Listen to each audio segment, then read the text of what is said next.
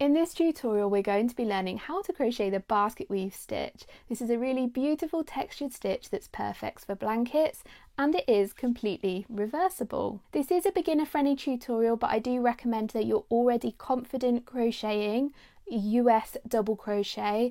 That's also known as treble crochet if you're in the UK. So as long as you can crochet a double crochet, you can crochet the basket weave stitch. So let's get started with this step-by-step tutorial. We're going to be working this stitch in rows, so we need to make a foundation chain. Your foundation chain needs to be a multiple of 4 stitches. So start your crochet with a slip knot using your preferred method. This is how I like to make my slip knots. So now make a chain that's a multiple of 4. So for the purposes of this tutorial, I think I'm going to go for 20 because this stitch really comes alive the bigger that it is. So there's my starting chain of 20 stitches. Our first row is different from all of the other rows, so think of this more of a setup row than as row 1. So for the setup row, start by making a double crochet in the 4th chain from the hook. So I'm going to be making my double crochet. I'm skipping 1, 2, 3, making a double crochet in that chain there. So just in there. And that chain 3 that we missed there counts as your first double crochet. And now double crochet into each stitch across until the end of the chain, and I'll meet you back here at the end of the setup row. So here I am at the end of the setup row and I've done a double crochet into every stitch. So the number of stitches you should have in this row should be 2 stitches less than your original chain, remembering that we're counting that first starting chain as our first double crochet. So include that in your stitch count. So you should have 2 less than your starting chain. So my starting chain was 20. So I've got 18 double crochets, including that chain 3 there. So now we're ready to start with row 1 of the stitch pattern, because remember this was just our setup row.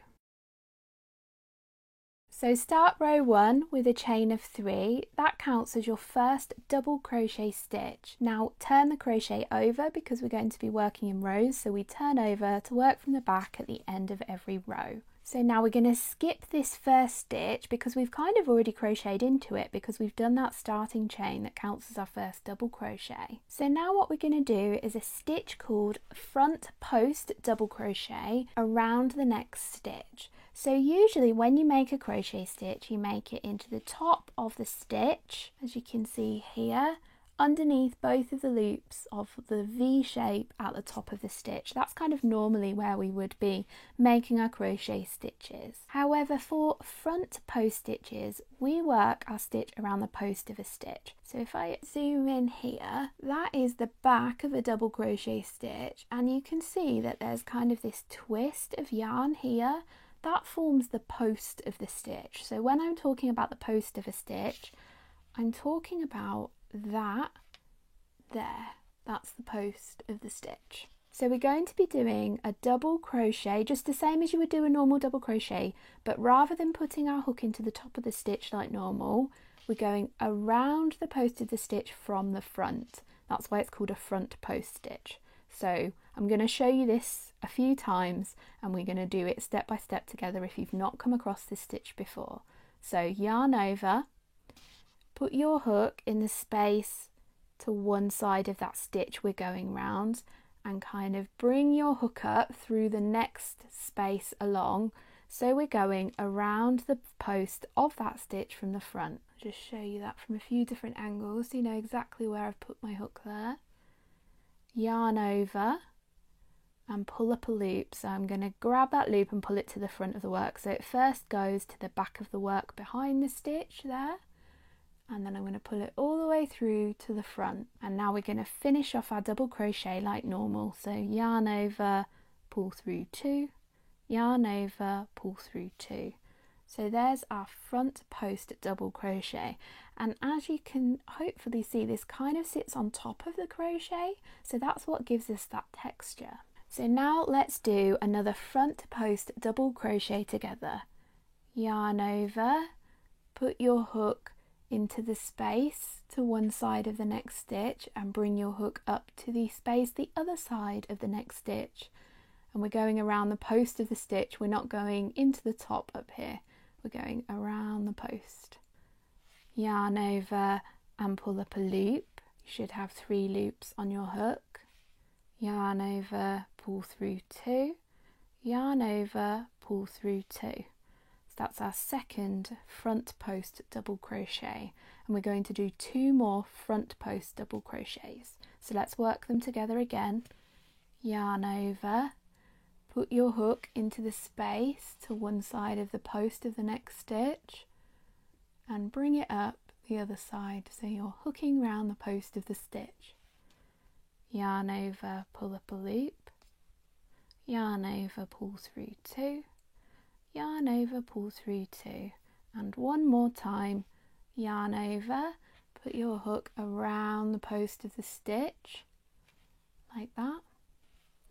Yarn over and pull up a loop to the front. Yarn over, pull through 2. Yarn over, pull through 2. So you should now have made 4 front post double crochets. If I just bring that towards the camera, you can see those 4 front post stitches there. So we're now going to make 4 back post double crochets, and they're quite similar stitches to the front post double crochets, but rather than going around the post from the front of our crochet, we're going to be going around the post from the back of our crochet. So this stitch is a little trickier than the front post stitch, so be kind to yourself, take it slowly, pause, rewind if you need to. I'm going to show you it really slowly 4 times in a row, and we can keep practicing until you get the hang of it. So yarn over, and then we're going to take our hook to the back of our crochet, just there, and come up between that last front post stitch we did here and the next stitch that we're doing the back post double crochet around. So I've come up through that space there. So it's the same space we came through for the front post stitches, but we're coming from the back this time. And then we're going to hook round the post of the stitch by putting our hook into the space between the next 2 stitches, like that. So if I show you the back of the work, you can see my hook's gone round the post of the stitch from the back, but from the front we can't see a huge amount. So next, yarn over, and then we're going to pull up that loop to the back of the work. So watch this and follow along. So I'm going to grab that yarn over, first pull it through to the front of the work, and then pull it through to the back of the work. And then here, notice I've not continued pulling because there's a bit of a trick here. So what you need to do is pull up this yarn over up here. So I'm pulling up in front of that yarn over we just did. If when you come to the back of the work you accidentally pull it round, you end up with 4 loops on your hook because you've accidentally gone over the yarn over that we did for the start of the stitch. So it needs to come to the front there. So we're not coming through and going round to the back like that. That's wrong. We're coming up the front there. And you need to make sure your tension is quite loose when you're doing these back post stitches because it's really easy to get muddled on them. So now we've got 3 loops on our hook. So yarn over, pull through 2, yarn over, pull through 2, and that's our first back post stitch done. And as you can see, the back of the back post stitch looks like a front post stitch, and the front of the back post stitch, you can see we're going to end up with a ridge of stitches along here, and that's what produces that basket weave texture, is alternating between these front and back double crochets every 4 stitches. So let's work 3 more back post stitches together, and I'll go as slow as I can and explain what I'm doing for each of those stitches. So yarn over, put your hook from the back of the work around the post of the next stitch. So I'm coming up in this space here, that's the back post stitch we just did, and then into the space between the next 2 stitches around the post of the next stitch. I think that's a really good way of showing it there, how I've gone around that stitch. Yarn over and pull that yarn over first to the front of the work like this, then to the back of the work, and then we're going to pull up here. We're pulling up. to make sure we only have 3 loops on our hook and not 4.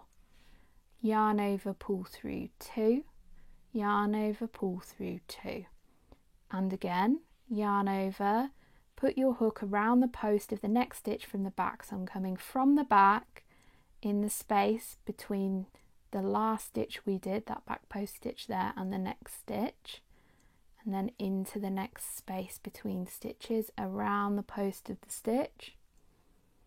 Yarn over, pull a loop to the front, yarn over, pull a loop to the back and up. Remember, we're coming back and then immediately up, so we've only got 3 loops. Yarn over, pull through 2, yarn over, pull through 2, and one last time together. Yarn over, put your hook around the post of the stitch from the back, so I'm coming up there and down there. Yarn over, pull a loop first to the front and then to the back, and what I want to show you with this is from the top, so you can kind of see what I'm doing here. So I'm coming to the front and then immediately up. Hope that demonstrated that really well. I think that was quite a good shot there. I think that showed exactly how you do that loop there. Yarn over, pull through 2, yarn over, pull through 2. So we've now done 4 back post double crochets, and we're going to swap to front post, and you're going to continue this all along the rest of the row, doing 4 front post stitches and then 4 back post stitches all the way along until the end of the row, and I'll meet you there and I'll show you what we'll do for row 2. So I've made it to almost at the end of the row, and I've got 1 stitch left, which happens to be our starting chain of 3 that counts as a double crochet from the last row, and I've just done 4 back post stitches. Depending on the multiple of 4 that you've done for this stitch, your last 4 stitches might be some front post stitches. It doesn't really matter for this stitch, but you should have just done a group of 4 in a row. And then so into the top of that starting chain that counts as a double crochet from the last row, do 1 double crochet into the top of it. So that's the first row of the pattern done, and we've done 2 rows total because we did our setup row first. So now for row 2 of the pattern, start with a chain of 3. That counts as your first double crochet stitch, and then turn your work over. So what you do here, it will depend on your stitch multiple of whether you've got front post or back post stitches here.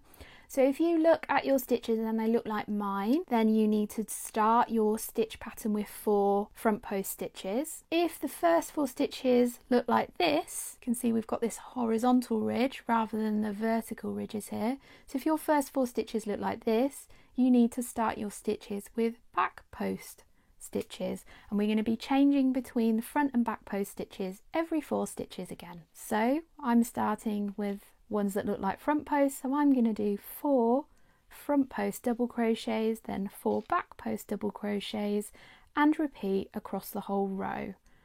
And then you're going to work that all the way along this row, and I'll meet you back at the end of this row and I'll show you row 3, which is pretty much the same as row 2. So I've worked my way along row 2, and if I let go of my crochet, just want to show you, it does wiggle like that until you've done sort of the second section of this stitch pattern. So this is completely normal if your crochet is doing this. So I'm almost at the end. I've just done 4 back post stitches, but you might have just done 4 front post stitches, depend on your original stitch multiple. And then we're going to finish off with a double crochet into the top of the starting chain from the last row. So I'm going to make a double crochet in that stitch there. And that is row 2 finished. So for row 3, it's pretty much exactly the same as row 2. So make a chain of 3, that counts as your first double crochet stitch, then turn your work over. Now again, it will depend here if your first stitches are front or back post stitches from when you're looking at them. It looks like mine look like they're front post stitches because we've got these vertical ridges, but yours might look like these stitches with the horizontal ridges. So you just need to continue on with that pattern. So I'm going to be starting with front post stitches around these front post stitches, and then I'm going to do 4 front post stitches and then 4 back post stitches and repeat all the way along. And continue like this until the end of the row, and then come back to this tutorial for row 3, and things are going to change up a bit on the next row to get that basket weave texture. So yeah, finish this row and come back to this tutorial. So your crochet should look something like this at the end of row 3. It's still making that sort of wiggly shape, but it will flatten out with the next row. So I've just bought my finished swatch here because I'm kind of going to explain to you how the stitch pattern is made. So we're going to still be alternating between 4 front post double crochets and 4 back post double crochets, but every 3 rows we swap where they are. So here are 1, 2, 3. These are the first 3 rows that we've just crocheted, and as you can see on the next row we swap between the front post and the back post stitches of where they are to get that sort of box shape. And we're going to do this every 3 rows, continuing on for the rest of your basket weave stitch, sample, blanket, scarf, whatever you're making in this stitch. So I'll show you what that looks like, but kind of having that knowledge in your head really helps. That basically every 4 stitches we change between front post stitches and back post stitches, and every 3 rows we change between what texture we're doing in that sort of column of crochet. I hope I've explained that okay and that all makes sense. If it doesn't, hopefully it will do once I start crocheting it. Okay, so let's crochet row 4. So we're going to start just the same as our previous rows with a chain 3 that counts as the first double crochet stitch, and then turn the work. So on the last 2 rows we've had a look at what our first 4 stitches are. They either look like front post stitches or back post stitches depending on your stitch count, and we've done the same. What we're going to do for this row and every 3rd row going forwards is do the opposite. So these look like front post stitches to me, so I'm going to do a back post stitch. So I'm going to just do a back post stitch just like we've done previously, bringing our hook around the back post of the stitch. And I'm going to do 4 of those.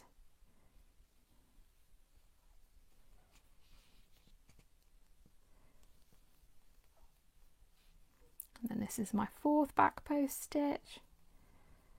So as you can see, that's changed the texture to those horizontal lines rather than the vertical lines of the front post stitches. We've got horizontal line here. And then my next 4 stitches, they're all back post stitches. They look like back post stitches. So I'm going to do front post. I'm going to do 4 front post stitches, just like this.